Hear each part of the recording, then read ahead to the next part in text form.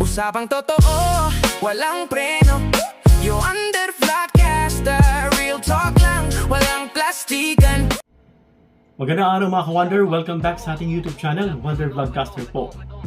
Good news mga ka-Wonder, no? Zaldico, natiklo, nahuli na, no? Zaldico arrested in Prague.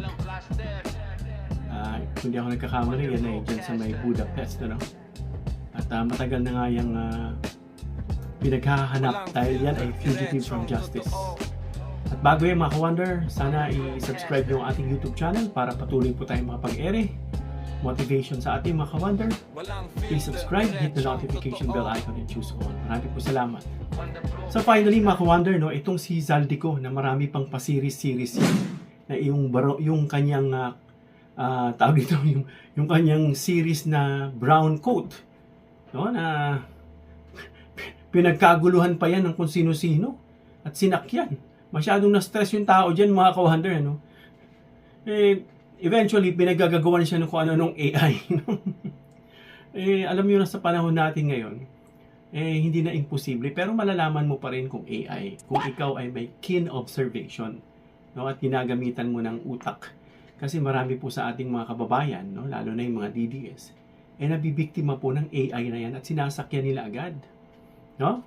But this one, legit po ito.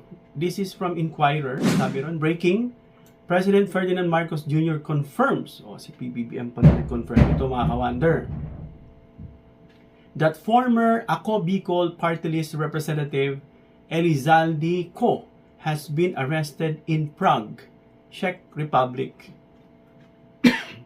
Huli siya. So ito po yung maraming binibintang kay PBBM. At dyan kay Martin Romualdez. Ngayon madadakip siya. At siya po ay masasailalim sa kustodiya ng administration, no?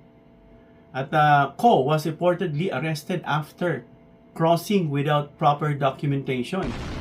Huli siya mga ka-Wonder, no? Arrested. Sa wakas mga ka-Wonder, no? Ay nahuli rin itong taong ito, no? Ano ba yung mga problema? Ano ba yung mga kasong kinakaharap nitong Zaldico na to na naging stress sa taong bayan? May mga paratang sa kanya, no? Dapat niyang harapin kasi yung mga pakawala niya, yung mga pakawala niyang series na inaabangan ng tao at pinaniniwalaan ng mga mga ewan, no? Wala naman pangil, no? Sabi ni Senator Panfilo Lacson, non-probative, no? Kasi bakit? Una, wala namang sinalaysay ang sumpa. No? Hindi naman nakanotaryo yung mga dokumento niya at kung ano-ano pa. No? Nasinakyan din ng mga DDS, yung iba nga dyan, ginawan pa ng kala mo, may bearing na eh. Of course, para ma-highlight, para madiin yung gobyerno, si BBM, at makasuhan, at mapatalsik, at mapaupo yung isa. Yun lang yun eh. So itong si Zaldico mga ka-Wonder ay isang kongresista nga na wala na kasi isa na siyang fugitive from justice. Nasasangkot ito sa mga issue, no, na inuugnay sa kanya. Yung sinasabing paglabag sa mga procurement laws, yung mga pagbili-bili. Nakita nyo naman yung bahay na ni-raid sa kanya, no? Yung bahay hindi pataas. Pababaan, mga 4 yata na palapag ayon kay Remulla. Hindi pataas, pababa. At ayon doon, yung mga natagpuan ng mga kakaiba. I don't know kung doon sa bahay niya o doon sa condo na yun, yung mga vaults na ang dami. No? At siya ay kaugnay, no, sa irregularidad. Hirap i-pronounce ng word na yun. No? Sa paggamit ng pondo ng gobyerno, no? At posibleng paglabag sa Republic Act number 9184. Kaya yan, nakip siya. Lari siya ngayon. Punta siya rito. Napunta siya sa Prague. Parang illegal yung kanyang pagtawid, galing siya sa isang bansa na cross siya. So yung documentation niya ay mali. Siguro doon siya natimbrihan at nadakip, no? Yung mga overpricing, yan yung pinagagagawa nitong si Zaldico. Yung questionable suppliers, yung mga suppliers niya. No, ewan ko kung saan niya nakuha yon. Hindi pa kasi natin marinig ng maayos pero merong hint o merong nalakap ang gobyerno. At hindi pagsunod sa tamang bidding process, no? Kumbaga rigged, parang ganoon ang ibig sabihin. Kunyari lang yung mga bidding, no? Pero may nakatalagang na ibigay na para panglilinlang lang. At nasasangkot din itong si Zaldico sa graft and corruption, mga kawander. Saklaw ito ng Republic Act number 3019. Kung paratang dyan, mga kawander, yung sinasabi sa kanya, in-involve nitong si Zaldico yung pagbibigay ng pabor sa mga private entities. No? Siyempre, scratch my back and I'll scratch yours dyan. Bigyan mo pabor, siyempre may pabor din sila sa'yo. At yung pagkakaroon ng undue advantage, ginamit niya yung kanyang posisyon. No? Parita ko parang si Zaldico, yun na, hindi ko lang sure na hindi pala yan Filipino citizen, na in-check pala yan. Yun ang pagkakasabi, pero unverified pa yan, mga kawander, kung talagang confirmed na talagang Chinese talaga siya. No? At yung posibleng misuse ng public funds. Kaya kinasuhan siya dyan, mga kawander, pagkarating niya rito, kakasuhan ng graft and corruption. May kaso na, fugitive na nga yun.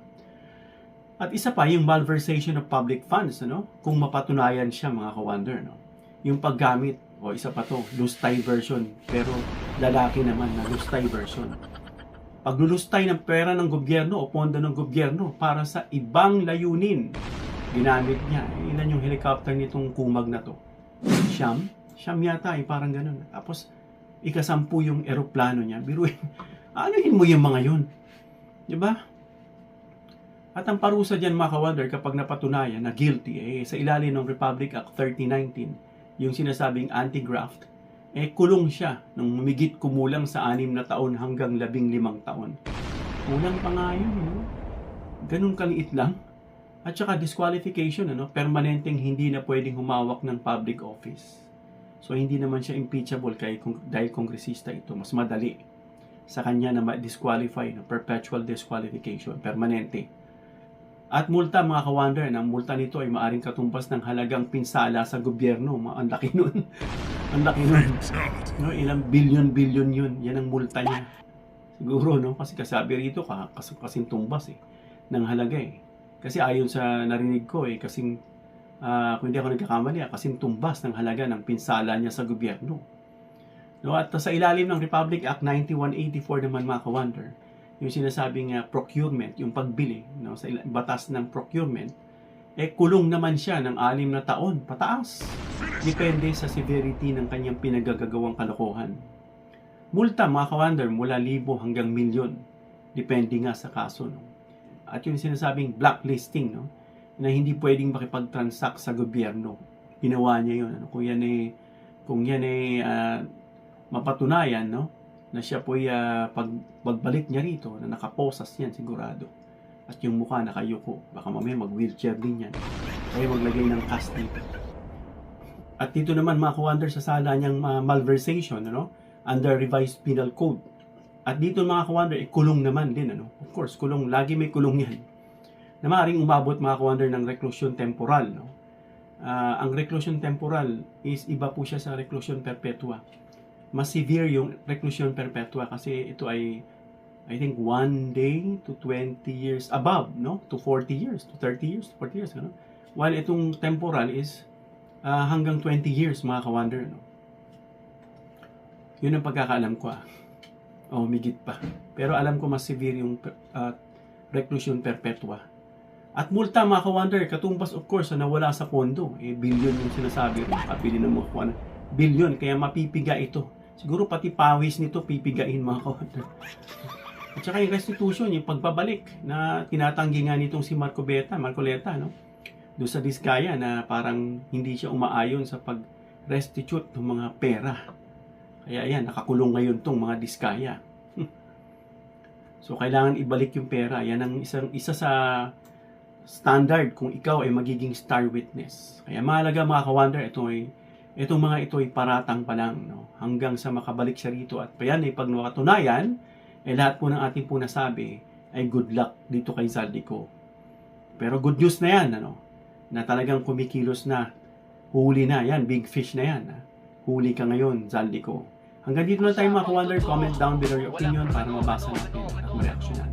Please give me a thumbs up if you like this video para ma-share ni YouTube sa iba pang viewers. Please share this video para malaman nila na nadakip na itong si Zaldico. Please subscribe, hit the notification bell icon and choose all bilang suporta sa aming mga content creators. Hanggang sa muli, mga kawander. God bless.